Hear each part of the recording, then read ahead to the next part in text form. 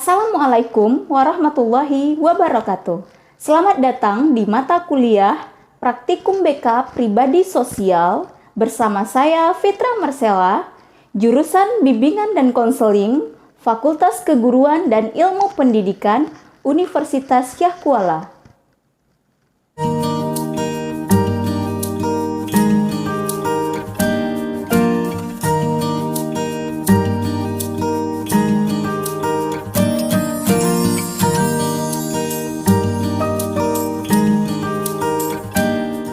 Pada kesempatan kali ini, kita akan membahas mengenai rencana pelaksanaan bimbingan dan konseling atau yang lebih dikenal dengan merumuskan RPLBK. Jadi, RPLBK ini jika dikaitkan dengan mata pelajaran lain itu seperti RPP kalau untuk guru mata pelajaran, tapi kalau untuk bimbingan konseling kita merumuskan RPLBK, yaitu Rencana Pelaksanaan Layanan Bimbingan dan Konseling. Sebelum merumuskan RPLBK, kita juga harus merumuskan program baik program tahunan maupun semesteran. Penyusunan program itu terdiri dari beberapa tahap, yaitu tahap perencanaan, tahap pelaksanaan. Dalam merumuskan program, baik itu program tahunan dan program semesteran, mempunyai prosedur, yaitu ada tahap persiapan, kemudian ada tahap perencanaan program. Tahap persiapan terdiri dari asesmen kebutuhan yang telah kita pelajari, kemudian ada mendapatkan dukungan dari kepala sekolah atau stakeholder lainnya. Kemudian penetapan dasar perencanaan. Setelah tahap persiapan, kita bergerak ke tahap perancangan. Tahap perancangan, penyusunan program tahunan itu terdiri dari yang pertama ada rasional. Rasional ini dideskripsikan melalui latar belakang kenapa program tersebut diangkat dalam rentang waktu 1 tahun seperti itu. Jadi apa urgensinya di dalam bimbingan dan konseling di sekolah. Kemudian ada dasar hukum. Dasar hukum di sini terkait dengan peraturan pemerintah, baik itu tentang pelaksanaan bimbingan konseling di sekolah. Kemudian ada alokasi JP atau jam pelajaran yang bisa integrasikan dengan layanan yang akan kita gunakan. Kemudian itu ada visi dan misi. Ini terkait dengan visi dan misi bimbingan konseling di suatu sekolah. Kemudian ada deskripsi kebutuhan. Deskripsi kebutuhan ini itu berdasarkan need assessment. Jika need assessment menggunakan beberapa instrumen, itu maka akan dilampirkan di deskripsi kebutuhan, baik itu secara statistik maupun secara uraian yang berbentuk kebutuhan peserta didik, permasalahan yang dihadapi, dan lain sebagainya.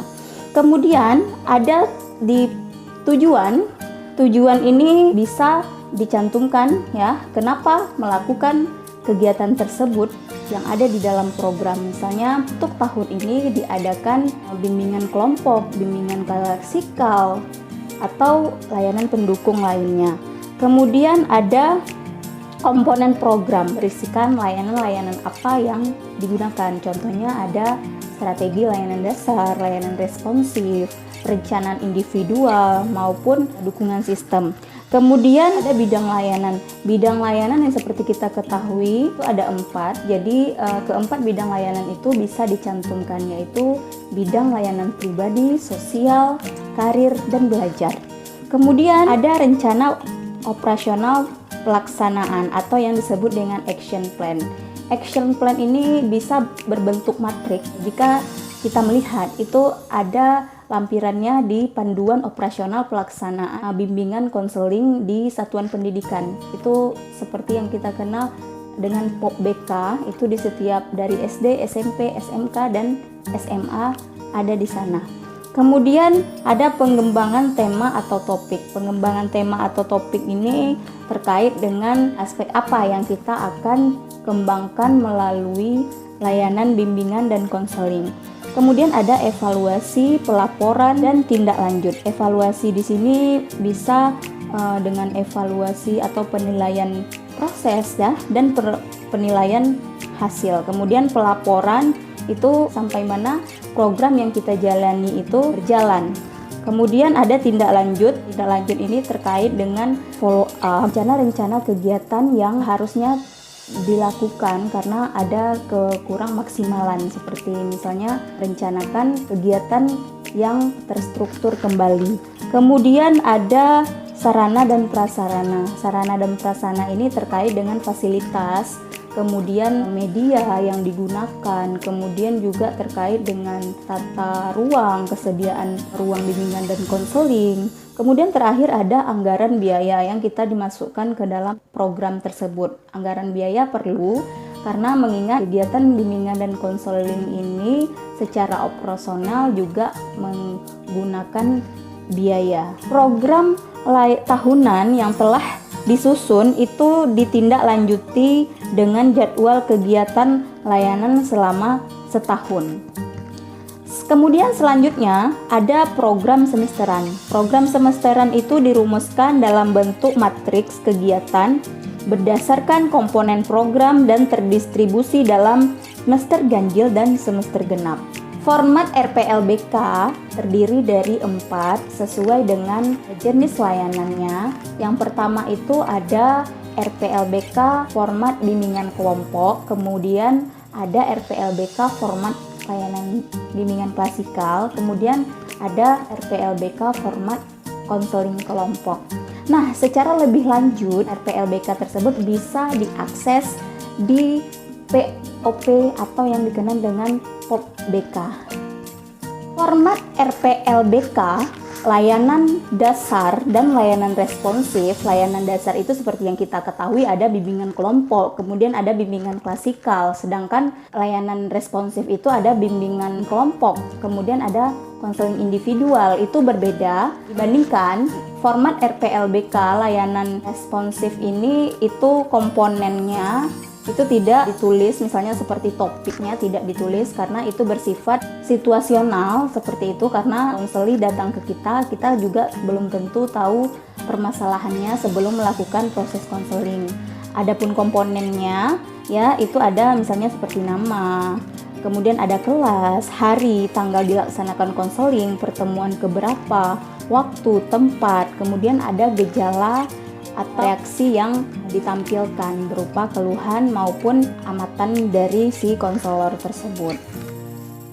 Adapun format RPLBK layanan bimbingan klasikal dan bimbingan kelompok itu bisa dipersiapkan misalnya seperti komponen layanannya, kemudian bidang layanan itu terkait dengan bidang pribadi, sosial, belajar atau karir. Kemudian ada fungsi layanan.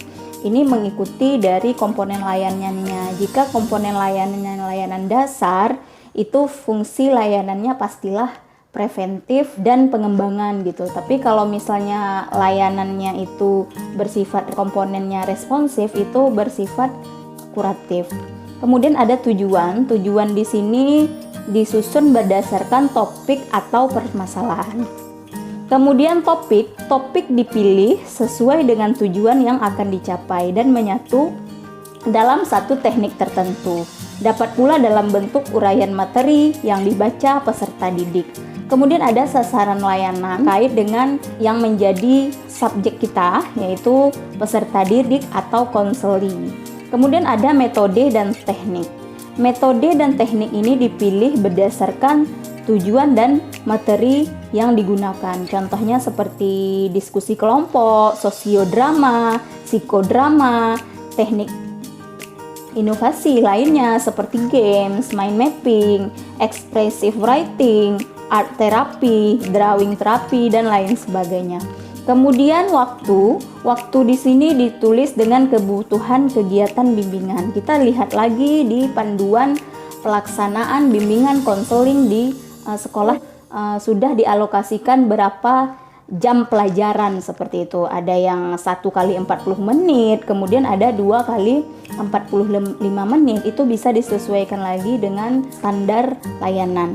Kemudian ada media dan alat, itu pemilihan media digunakan dalam menyampaikan materi layanan. Misalnya contohnya seperti slide PowerPoint, kemudian ada video, kemudian juga ada media cetak. Kemudian ada tanggal pelaksanaan diisi sesuai dengan pelaksanaan layanan tersebut. Kemudian ada sumber bacaan. Sumber bacaan ini bisa seperti buku, internet, atau artikel-artikel yang terkait. Kemudian uraian kegiatan. Uraian kegiatan ini bisa ya dari, kalau misalnya tahap bimbingan kelompok terdiri dari 4 tahap. Ada tahap pembentukan kelompok, ada tahap transisi, kemudian ada tahap inti atau kegiatan, kemudian ada tahap penutupan. Itu bisa disesuaikan lagi dengan kebutuhan kita. Kemudian selanjutnya ada di tahap pengakhiran. Tahap pengakhiran ini biasanya konseling atau konselor memberi penguatan atau reinforcement terhadap aspek-aspek yang ingin dikembangkan, seperti itu. Bimbingan ini dilanjutkan ke sesi berikutnya atau diakhiri sampai di kesempatan itu. Kemudian ada evaluasi proses dan evaluasi hasil. Evaluasi proses itu dilakukan oleh guru bimbingan konseling atau konselor dengan melihat proses yang terjadi setelah kegiatan berlangsung, ya, misalnya bagaimana perasaannya hari ini, kemudian apa yang telah didapatkan, seperti itu. Kemudian si konseli atau peserta didik kita menanggapinya hal tersebut. Kemudian ada evaluasi hasil, itu terkait dengan penilaian setelah mengikuti bimbingan kelompok atau bimbingan klasikal. Itu bisa mengamati perubahan tingkah laku peserta didik setelah bimbingan kelompok, baik itu di dalam kelas, baik itu dalam aktivitas sehari-harinya. Tindak lanjut RPLBK tersebut juga diikuti dengan yang namanya laporan pelaksanaan bimbingan konseling. Itu juga terdiri dari 4 format, ya. Ada format layanan konseling individual, konseling kelompok, bimbingan kelompok, dan bimbingan klasikal. Semuanya itu sudah terangkum di lampiran panduan operasional pelaksanaan bimbingan dan konseling atau yang kita kenal dengan POPBK. Nah, dengan materi yang telah disampaikan mengenai format RPLBK itu menjadi landasan bagi kita untuk mengurus administrasi layanan bimbingan dan konseling di satuan pendidikan, seperti itu. Itu juga mempermudahkan kita untuk pelaporan dan proses evaluasi dan supervisi, seperti itu. Jadi terkait dengan bimbingan konseling pribadi sosial, ya. Jadi layanan yang kita berikan itu ada pelaporannya, ada arsipnya melalui RPLBK, kemudian disusun dalam satu program, seperti itu. Dengan materi kali ini semoga dapat bermanfaat dalam penyusunan rencana pelaksanaan operasional bimbingan dan konseling, kemudian juga membantu sekali dalam membuat program bimbingan dan konseling. Terima kasih atas perhatiannya. Assalamualaikum warahmatullahi wabarakatuh.